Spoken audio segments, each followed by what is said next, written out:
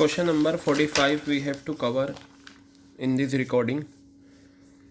If you check, देखिए 44, 45 2017 में पूछे गए, 46, 47 18 में पूछे गए चॉइस 3 में,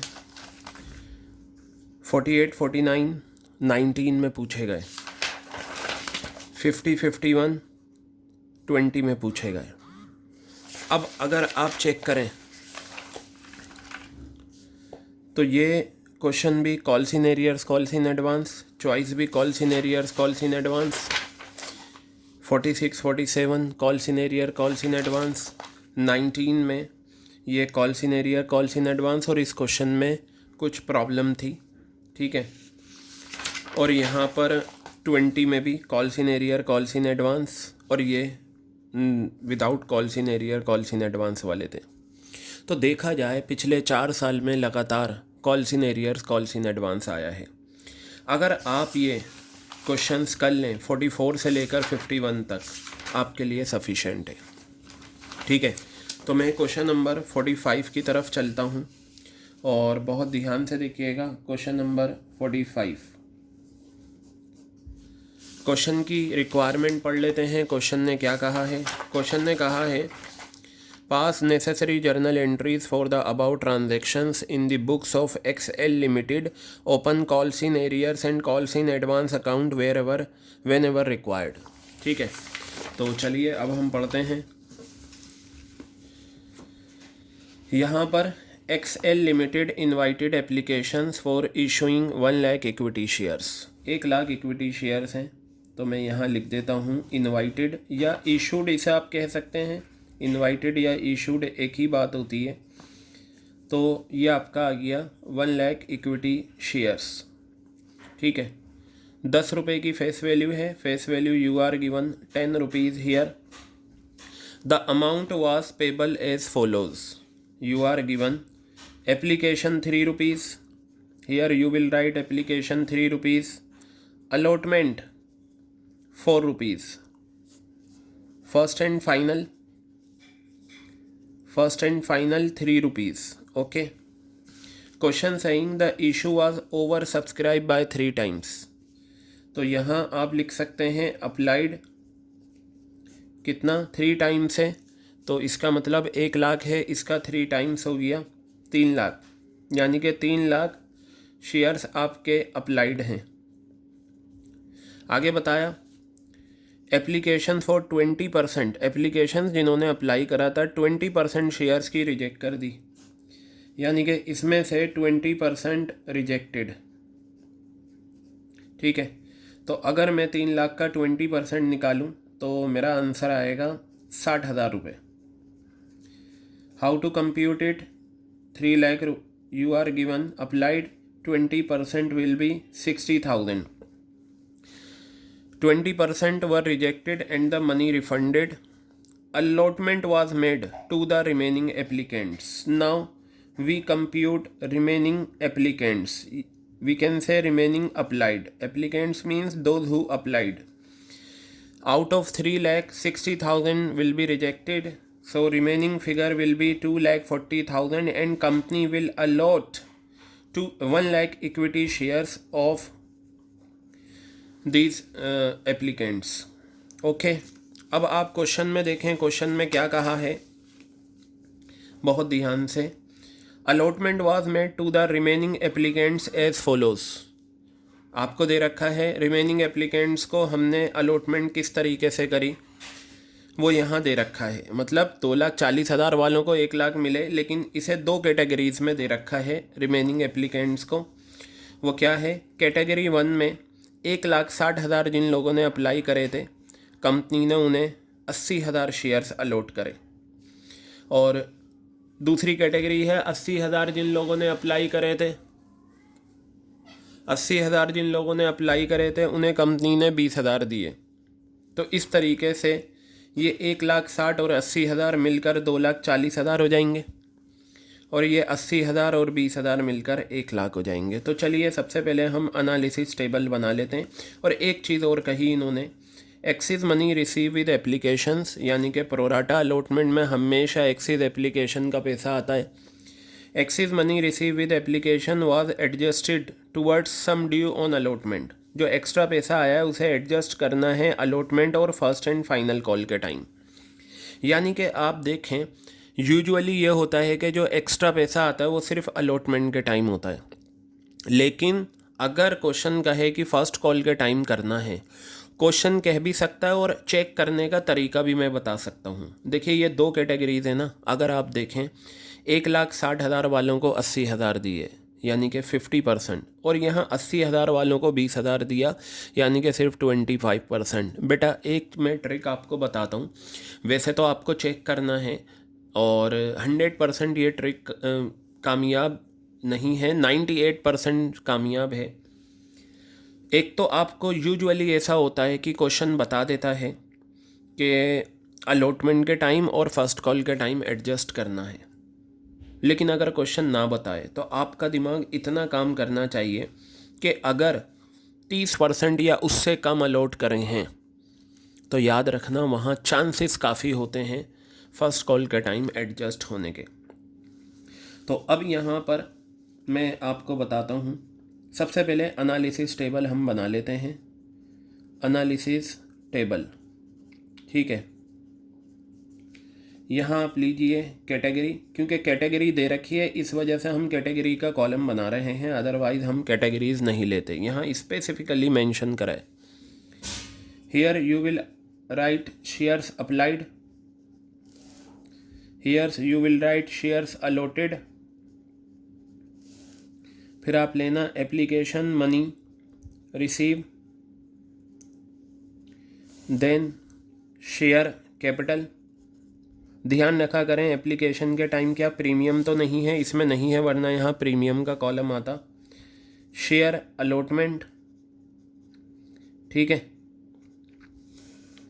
और बेटा इस क्वेश्चन में साफ कहा है calls in arrear calls in advance maintain करना, और मैंने बताया था अगर अलॉटमेंट के बाद पैसा फर्स्ट कॉल में एडजस्ट हो रहा है, ये फर्स्ट कॉल में, तो ये हमारा कॉल्स इन एडवांस होता है। क्या होता है ये हमारा कॉल्स इन एडवांस। क्लियर हो गई बात? ये क्या होता है ये हमारा कॉल्स इन एडवांस। चेक कर लो क्या इस क्वेश्चन में रिजेक्शन हुआ है तो उसके लिए बैंक का कॉलम बन जाएगा, ठीक है। तो बस अब आप दो कैटेगरीज जल्दी से इनका आप करें सॉल्यूशन।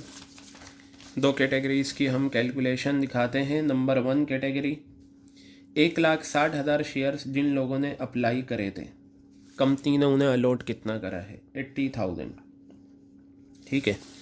अब यहाँ पर एप्लीकेशन मनी हमेशा अप्लाइड शेयर्स में आती है। 1,60,000 शेयर्स हैं और एक शेयर पे एप्लीकेशन 3 रुपीज़ की है, तो कितना आ गया ये 4,80,000 रुपये आ गया, ठीक है।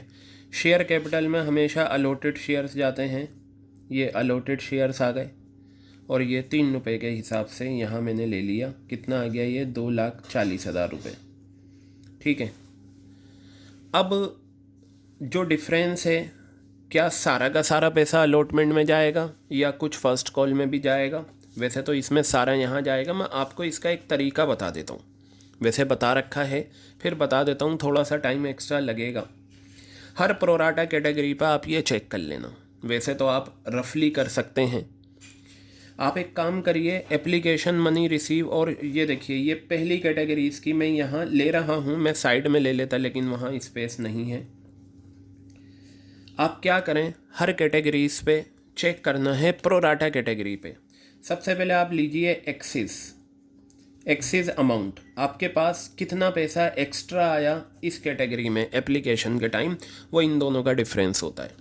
एप्लीकेशन मनी रिसीव्ड लिखने के बाद शेयर कैपिटल में जो पैसा जाता है, अब जो ये जो 2,40,000 आए ना वो इसमें से आया है, तो 4,80,000 में से 2,40,000 यहाँ चले गए, तो अभी भी हमारे पास 2,40,000 रुपये एक्स्ट्रा है।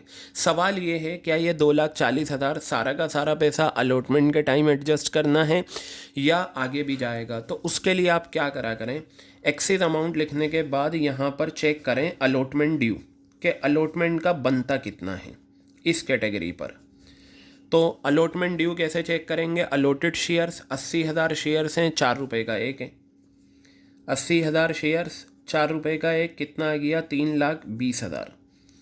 हमेशा याद रखना, अगर एक्सिस अमाउंट बराबर है या कम है, दोबारा से सुनना, अगर एक्सिस अमाउंट बराबर है इसके या कम है तो सारा एक्सिस पैसा अलॉटमेंट में चला जाता है।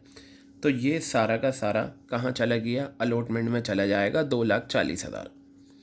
यानी कि कहने का मतलब ये है इस कैटेगरी पे अलॉटमेंट का बंदा 3,20,000 है, हमारे पास एक्स्ट्रा आया था तो 2,40,000 माइनस करके हम बाकी 80,000 उससे मंगवा लेंगे। अच्छा, ये चीज़ आपको दिखाने की ज़रूरत नहीं है, आपको समझाने के लिए मैंने बताया है। आप इस तरीके से कर सकते हैं दिमाग में भी, 2,40,000 एक्स्ट्रा है तो आप देख लो 80,000 को 4 से मल्टीप्लाई करके 3,20,000, तो यानी कि ड्यू ज़्यादा है और एक्स्ट्रा कम है, तो सारा पैसा यहाँ एडजस्ट हो जाएगा, तो फिर यहाँ कुछ नहीं आएगा। क्लियर हो गई बात। फिर दूसरी कैटेगरी है, आपको क्वेश्चन में गिवन है, ये रहा 80,000 जिन्होंने अप्लाई करे थे उन्हें 20,000 शेयर्स हमने अलॉट करे हैं। ये 80,000 और इन्हें हमने कितने दिए हैं, 20,000। इसमें डेफिनेटली आगे जाएगा, क्यों? क्योंकि 80,000 का 25% ही दिया है। मैंने आपको बताया है 33 या 30% से नीचे अगर हमने अलॉट करे हैं तो डेफिनेटली आगे जा सकता है। तो अब आप यहाँ पर देखिए, एप्लीकेशन मनी रिसीव कितना है, 80,000 शेयर्स पे आएगी। एक शेयर पे 3 रुपये के हिसाब से 2,40,000 ये आ गया।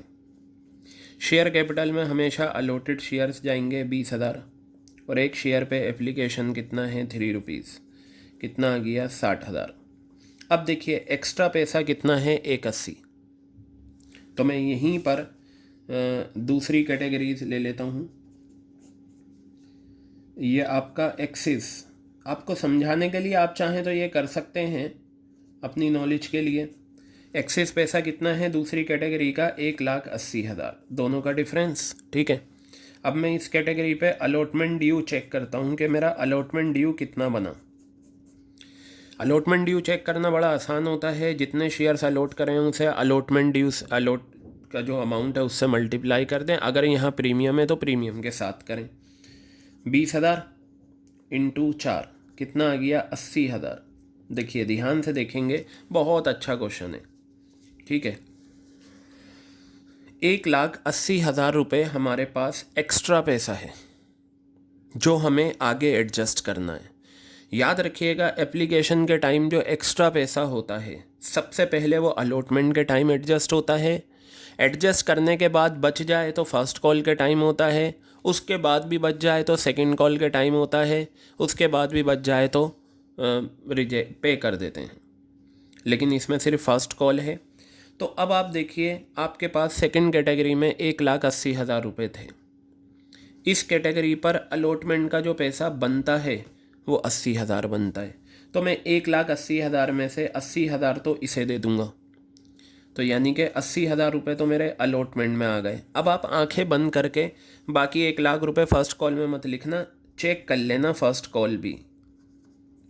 ठीक है, ये बताइए 20,000 को अगर मैं 3 से मल्टीप्लाई करूं तो इस कैटेगरी पर बनता कितना है, फर्स्ट कॉल का 3, 60,000 रुपये बनते हैं। ठीक है, तो ये तो अच्छा क्वेश्चन आया। नॉर्मली ऐसा होता है कि इसमें से अलॉटमेंट को देने के बाद बाकी सारा फर्स्ट कॉल में आ जाता है, लेकिन इसमें फ़र्स्ट कॉल के टाइम एडजस्ट करने के बाद भी बचेगा। तो ये फ़र्स्ट कॉल कितना है, 60,000 रुपये है।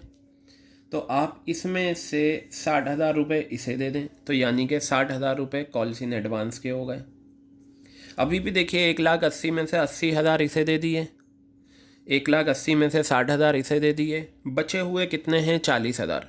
वो मैं फर्स्ट सेकंड कॉल के टाइम करता, लेकिन सेकंड कॉल आपको क्वेश्चन में गिवन नहीं है, इसलिए आप बचे हुए 40,000 पे कर देंगे। ये लो भाई, अब हमारे पास कुछ नहीं है।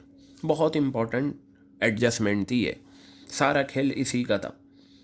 और आप एक काम ये करा करें कि जहाँ जहाँ प्रोराटा कैटेगरी है आप इस तरीके से चेक कर लें, 1 मिनट भी आपको नहीं लगेगा। और अब देखिए 1,60,000 वालों को 80,000 दिए, 50% दिए, तो यूजुअली यहाँ पर फर्स्ट कॉल के टाइम एडजस्ट नहीं हुआ। लेकिन 80,000 वालों को 20,000 दिया, ये तो 25% दिया है, तो काफ़ी चांसेस हैं फर्स्ट कॉल के टाइम जाने की। क्लियर हो गई बात। लेकिन आप इस तरीके से ना देखें, 33%, 25%, आप इस तरीके से ज़रूर चेक कर लें। मैक्सिमम आपको क्वेश्चन में 2 प्रोराटा कैटेगरी हो सकती हैं, तो 2 को चेक करने में हार्डली 1 मिनट भी नहीं लग रहा। आपकी प्रैक्टिस इतनी अच्छी होगी कि आप माइंड में ही कर सकते हैं ये। तो अब हमारा जो ये था रिजेक्शन वाला, ये भी लेंगे। इसकी कोई कैटेगरी नहीं थी तो ये अप्लाइड थे 60,000। आप चाहें तो ये पहले भी कर सकते हैं और ये बाद में भी कर सकते हैं, कोई इशू नहीं है। तो चलिए हम देखते हैं यहाँ पर।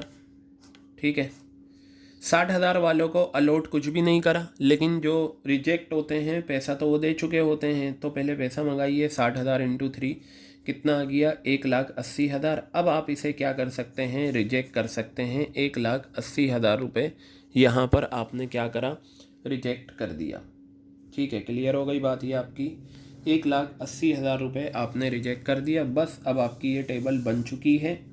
देखिए, अगर आप ये टेबल ना बनाएं तो कैलकुलेशन करनी पड़ती हैं, टाइम उतना ही लगता है। हर बच्चा टेबल से आसानी से समझ सकता है, हर बच्चा कैलकुलेशन करके लैंग्वेज फॉर्म में समझना थोड़ा मुश्किल होता है। तो अब आप इनका क्या करें, टोटल कर लें। तो ये 3 लाख आपके शेयर्स हो गए, ये आपके 1 लाख आ गए। देखिए, अप्लाइड का टोटल इसी के बराबर आ जाता है, अलॉटेड का टोटल इसी के बराबर आ जाता है। तो ये आपका हो जाएगा 426,617,780, 829 लाख रुपीज़ आपका ये आ गया। 2,40,000 और 60 ये आपका 3 लाख रुपए आ गया। 2,40,000 और 80 3,20,000 आ गया। और ये आपका 60,000 रुपये आ गया। और ये आपका 2,20,000 रुपये आ गया। चेक कर लें, एप्लीकेशन मनी रिसीव के राइट पर जितने कॉलम हैं उन सब का टोटल इसके बराबर है या नहीं। तो अगर आप देखें, 3 लाख, 3,20,000, 60,000, 2,20,000, ठीक है। तो ये सब का टोटल हमारा इसके बराबर आ रहा है। अब बस जल्दी से 2 एंट्रीज आप कर दें यहाँ पर। Bank account debit, bank account debit, और चेक कर लेते हैं इक्विटी शेयर्स इसमें मेंशन है, तो मैं इक्विटी शेयर एप्लीकेशन लिखूँगा। To equity share application account, to equity share application account, आपका अमाउंट आ गया 9 लाख रुपीज़। और ये आपका 9 लाख रुपीज़ ये आ गया। ठीक है, अब एप्लीकेशन का पैसा शेयर कैपिटल में हम लेकर जाएंगे। तो हम यहाँ लिखेंगे equity share application, equity share application account debit. Credit क्या करते हैं, एप्लीकेशन मनी रिसीव के राइट पर जितने कॉलम होते हैं वो लिखते हैं यहाँ। तो हम लिखेंगे equity share capital, equity share capital. फिर हम लिखेंगे equity share allotment, equity share allotment. ठीक है, फिर आप लिखिए equity share first call. First call नहीं लिखूँगा, कॉल्स इन एडवांस लिखूँगा। कॉल्स इन एडवांस क्वेश्चन ने कहा है तो इस वजह से मुझे लिखना पड़ेगा, अदरवाइज़ मैं फ़र्स्ट कॉल लिखता। तो आप यहाँ कॉल्स इन एडवांस लिखें। तो पता चला एनालिसिस टेबल में कॉल्स इन एडवांस का कॉलम कौन सा होता है अगर पैसा फ़र्स्ट कॉल के टाइम एडजस्ट हुआ है। तो कॉल्स इन एडवांस में यहाँ लिखता हूँ और फिर मैं यहाँ लूँगा टू बैंक। ये अमाउंट तो 9 लाख रुपीज़ ये एज इट इज़ आ जाएगा, ये आ गया। ठीक है, अब आप इक्विटी शेयर कैपिटल में ये अमाउंट लिखते हैं 3 लाख रुपीज़।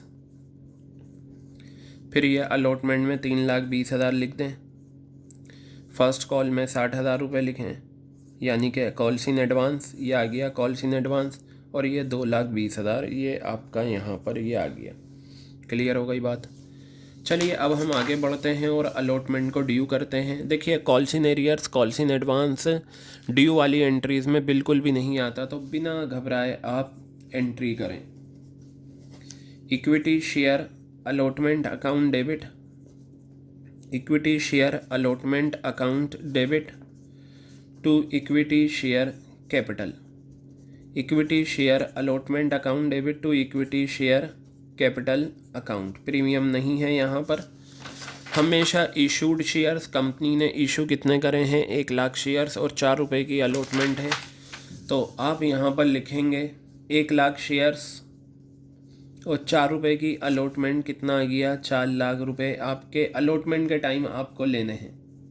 ठीक है, अब आप क्वेश्चन को एक बार पढ़ें और देखें क्या हुआ है। Axis money received with applications was adjusted towards some due on allotment and first and final call। वो हम कर चुके हैं कि जो एक्स्ट्रा पैसा आया था अलॉटमेंट के टाइम जितना एडजस्ट होना था वो कर दिया, फर्स्ट एंड फाइनल के टाइम जितना एडजस्ट होना था वो कर दिया। ऑल कॉल्स वर मेड, सारी कॉल्स बनी, and were duly receive except final call by a shareholder. ठीक है, लो हमारे लिए आसानी हो गई। इसका मतलब हम जो अलॉटमेंट के टाइम छोटी एनालिसिस टेबल करते थे अब वो हमें बनाने की ज़रूरत नहीं। क्यों? क्योंकि यहाँ पर साफ लिखा हुआ है, यहाँ पर इन्होंने बता दिया कि फ़ाइनल कॉल का पैसा नहीं आया तो वो तब देखेंगे, फ़िलहाल तो हम यहाँ पर करते हैं। तो इस एंट्री में ना तो हमारा कॉल्स इन एडवांस आएगा बैंक वाली एंट्रीज़ में, और ना हमारा कॉल्स इन एरियर्स आएगा। क्योंकि अगर आप देखें कॉल्स इन एडवांस भी फर्स्ट कॉल के टाइम जाएगा और कॉल्स इन एरियर्स भी फर्स्ट कॉल के टाइम। तो ये आपका सिंपल हो गया, आपके लिए आसानी हो गई। Bank account debit to equity share allotment account. Clear है? तो कैलकुलेशन कर लेते हैं कितना है। 4 लाख रुपए आपको लेने हैं। ठीक है, ये 4 लाख रुपए आपको लेने हैं। माइनस कर दीजिए टेबल से जो एडजस्ट करना था अलॉटमेंट का 3,20,000। तो आप ये 3,20,000 रुपये अलॉटमेंट का यहाँ पर माइनस कर देंगे। 3,20,000 रुपये ये आपका आ गया। तो कितना आ गया? ये आपका 80,000 रुपये आ गया, और ये आपका 80,000 रुपये आ गया। क्लियर है? आगे देख लेते हैं। क्वेश्चन ने कहा था कि उसने फाइनल कॉल का शेयर होल्डर वो फर्स्ट कैटेगरी से बिलोंग करता है जिसने अप्लाई करे थे 320 शेयर्स। चलो फ़िलहाल तो सबसे पहले आप फ़र्स्ट कॉल को ड्यू कर लो, क्योंकि फ़र्स्ट कॉल में ना तो ड्यू करने में ना तो कॉल्स इन एरियर्स आता ना कॉल्स इन एडवांस आता। तो मैं यहाँ सबसे पहले लिखूँगा इक्विटी शेयर फर्स्ट कॉल, जो फर्स्ट है वही फाइनल है, इसके बाद कोई कॉल नहीं है। Equity share first and final call account debit to equity share capital, to equity share capital. ये हमारी जर्नल एंट्री बन गई। हाउ टू कंप्यूट, कितने शेयर्स इशू करे हैं? 1 लाख शेयर्स हमने इशू करे हैं, और एक शेयर का फर्स्ट कॉल कितना है? 3 रुपीज़। तो मैं यहाँ पर 3 रुपीज़ से मल्टीप्लाई करूँगा तो मेरा ये 3 लाख रुपए आ गया, और ये 3 लाख रुपए यहाँ पर भी आ गया। क्लियर है बात? अब आप क्या करें, बैंक वाली एंट्रीज़ करें फर्स्ट कॉल की। पहली बात सुने ध्यान से, आप यहाँ अगर देखें क्वेश्चन ने साफ कहा है, एक बार क्वेश्चन देख लीजिए। All calls were made and were duly receive, सारा पैसा आया कॉल का except final call by a shareholder. एक शेयर होल्डर था जो पहली कैटेगरी से बिलोंग करता था और जिसने अप्लाई करे थे 320 शेयर्स। इसने पैसा नहीं दिया फर्स्ट कॉल का, फर्स्ट एंड फाइनल का। तो जो पैसा नहीं आता उसकी बैंक वाली एंट्रीज़ में कॉल्स इन एरियर्स क्या होता है? डेबिट होता है। तो मैं यहाँ लिखूँगा calls in arrears account debit. Clear है? दूसरा, ये जो आपको कॉल्स इन एडवांस एडजस्ट करना था फर्स्ट कॉल का, ये देखिए आपने यहाँ पर कॉल्स इन एडवांस को क्या करा था? क्रेडिट। ठीक है, कि ये पैसा मुझे फर्स्ट कॉल के टाइम करना है। तो आज जब मैं एडजस्ट करूँगा तो कॉल्स इन एडवांस यहाँ क्रेडिट था, यहाँ पर क्या हो जाएगा? डेबिट हो जाएगा। Calls in advance account debit, calls in advance account debit, और to equity share first call, to equity share first and final, to equity share first and final call account. चलिए अब हम अमाउंट लिखना शुरू करेंगे। सबसे पहले तो आप एक काम करिए, ये जो शेयर होल्डर था जो पहली कैटेगरी से बिलोंग करता है, इसने अप्लाई करे थे 320। तो आप इसके क्या करें, आप इसके अलॉटेड निकाल लें। ठीक है, तो यहाँ पर अप्लाइड गिवन है, अलॉटेड निकालते हैं। अलॉटेड में ऊपर अलॉटेड रखते हैं, लेकिन आपको क्वेश्चन में 2 प्रोराटा कैटेगरी हैं। आपको मेंशन करा क्वेश्चन ने कि वो कौन सी कैटेगरी से बिलोंग करता है? फर्स्ट। तो फर्स्ट कैटेगरी के अलॉटेड और अप्लाइड लेंगे। अलॉटेड 80,000 हैं, ये ऊपर अलॉटेड आ गए, और नीचे रखेंगे 1,60,000 अप्लाइड, और फिर इसे मल्टीप्लाई कर देंगे 320 जो उसने अप्लाई करे हैं। कैंसिल, ये 2 आ गया, ये 160 आ गया आपका। ठीक है, तो जल्दी से यहाँ लिखिए शेयर्स अप्लाइड अच्छा, यहाँ तो ये करने की ज़रूरत नहीं है, डायरेक्ट आप माइनस कर सकते हैं, ठीक है। तो आप यहाँ पर देखिए 160 शेयर्स हमने उसे अलॉट करे थे फर्स्ट कैटेगरी के। अब देखिए यहाँ पर बैंक वाली एंट्री, सबसे पहले आपको फर्स्ट कॉल का कितना पैसा लेना है, 3 लाख रुपए लेने हैं जी। ये लीजिए 3 लाख रुपए, ये आ गए। इसमें से माइनस कर दीजिए वो पैसा जो शेयर होल्डर ने नहीं दिया फर्स्ट कॉल के टाइम। 160 शेयर्स पे इसने 3 रुपये के हिसाब से फर्स्ट कॉल नहीं दी, तो मैं 3 रुपये के हिसाब से करूँगा तो ये बेटा क्या आ जाएगा, 480 आ जाएगा। और यही हमारा कॉल्स इन एरियर्स है, जो पैसा नहीं आता वो कॉल्स इन एरियर्स हो जाता है, ठीक है। अब हमें फर्स्ट कॉल के टाइम लेने थे 3 लाख रुपए, लेकिन जब शुरू में फ़र्स्ट कॉल का टाइम एडजस्ट करना था 60,000 रुपये, यानी कि ये वो पैसा है जो हम माइनस करके मंगाएंगे। तो आप यहाँ पर 60,000 रुपये कम करके मंगाएंगे और यही 60,000 रुपये आपका कॉल्स इन एडवांस है। क्लियर होगा, ये क्या है, कॉल्स इन एडवांस, एडजस्ट हो जाता है जिस टाइम का होता है। क्लियर है बात, बस अब कुछ नहीं है इसके अंदर, ये दोनों आ चुके हैं, ये माइनस करके निकाल लेते हैं। तो 2,40,000 रुपये में से अगर आप 480 माइनस कर दें, 0,2593, 2,39,520 रुपये आ गया ये, ठीक है। तो ये 3 लाख रुपए आपका ये आ गया। क्लियर हो गई बात बेटा ये। अब बस अब आप क्या करें, 4 फीचर की एंट्री करें, क्योंकि आगे सिर्फ 4 फीचर है। तो 4 फीचर की एंट्री में देखिए उसने क्या नहीं दिया, उसने फर्स्ट एंड फाइनल नहीं दी, ठीक है। तो हम यहाँ लिखते हैं equity share capital, equity share capital account debit. जो पैसा नहीं आया वो उसी नाम से क्रेडिट, फर्स्ट एंड फाइनल नहीं आया, लेकिन क्वेश्चन ने कहा calls in arrears calls in advance maintain करना, तो मैं लिखूँगा calls in arrears account. Clear है।